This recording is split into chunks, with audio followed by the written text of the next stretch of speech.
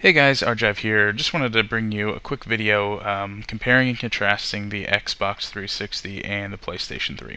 PlayStation Network's been down, so it's given me an opportunity to enjoy the Xbox, and we're looking at the dashboard. You'll see the different subcategories: My Xbox, Game Marketplace, My Friends, etc. When you look at your particular account or your gamer tag, you have a customizable avatar, which is much different than the PlayStation avatar. I'd love to show you that, but network's down right now, so I really can't. But the PlayStation avatar is not as dynamic, definitely not as three-dimensional, even though this is a little bit cartoonish looking. It doesn't give you near the flexibility or customization as you can see that the Xbox 360 avatar does. So you can kind of create a look-alike of yourself. You can change all sorts of different features: your face, your body size.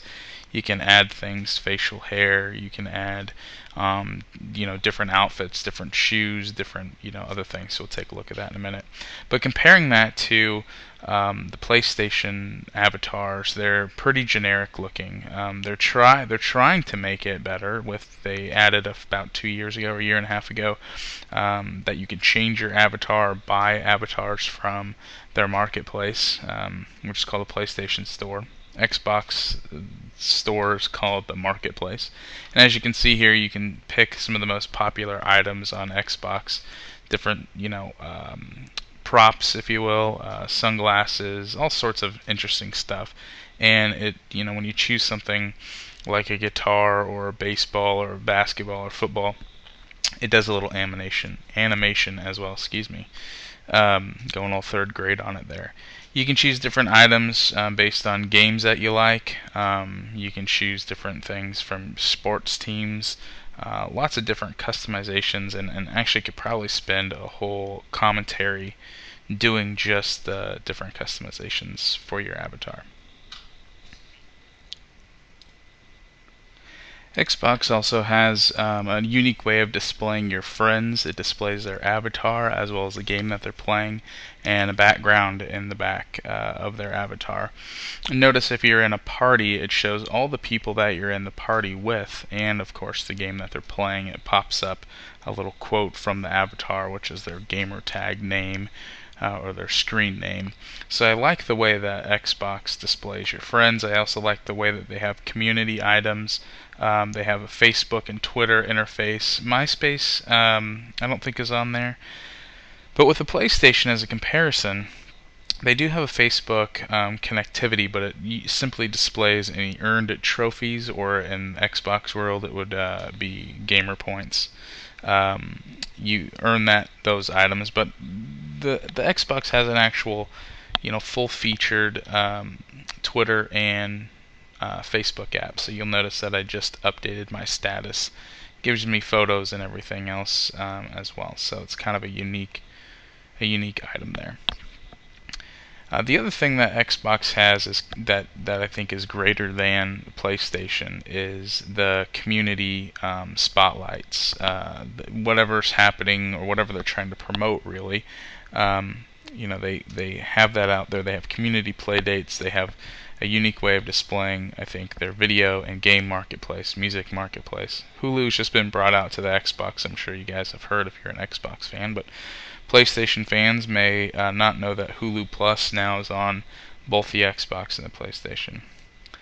So something just to compare and contrast to. Now let's take a little look at the PlayStation itself. Keep in mind the network is down, so it might be a little boring, but might have to redo this video after it's back up.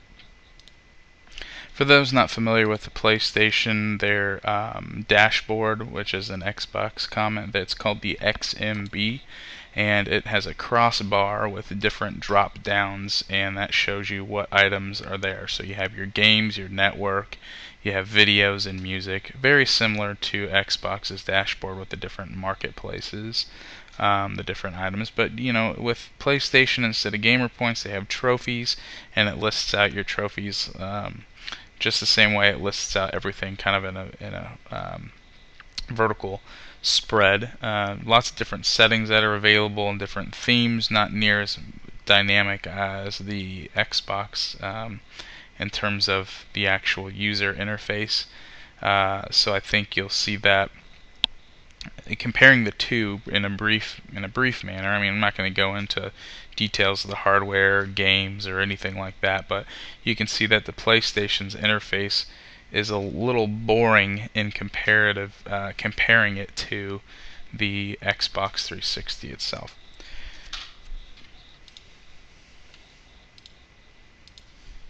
The last thing that I want to talk about here is the actual gamepads itself. This, I think, is the biggest difference and the biggest problem that I've had in going between the two consoles. The gamepad on the Xbox, people like it. I don't particularly care for it. I don't like the analog stick. You can see the left analog stick is lower on the PlayStation, and that creates for a lateral movement for my thumb in terms of a reaching or vertical movement. I feel that the actual gamepad for the PlayStation 3 takes the cake here. It's a little bit lighter. People complain that it's smaller, but I find it a little easier. The analog sticks themselves are, in my opinion, a little more accurate in terms of moving. I don't have a lot of overcorrections like I do on the Xbox. In terms of the buttons and the D-pad, the triggers are a little different for Call of Duty. The bumpers are the triggers on the PlayStation, and the grenade and stun grenade throws are the actual zoom in and trigger for the Xbox controller. I don't particularly have a preference or really care either way on that.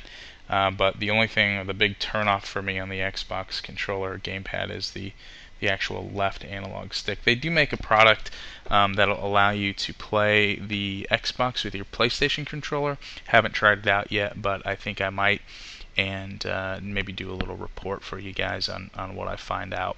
It's about $80 or $100 or something like that to pick it up, so it is a little costly, but for those looking for to use the PlayStation, or if the controller is the thing that's holding you back, you can definitely use your PlayStation controller on your Xbox, and vice versa. They have other products to make the gamepad for the Xbox work with the PlayStation. Hope you guys found this informative. Please rate, comment, subscribe, or favorite, or whatever. Damn YouTube's always changing their business around. But definitely leave me a message and let me know what you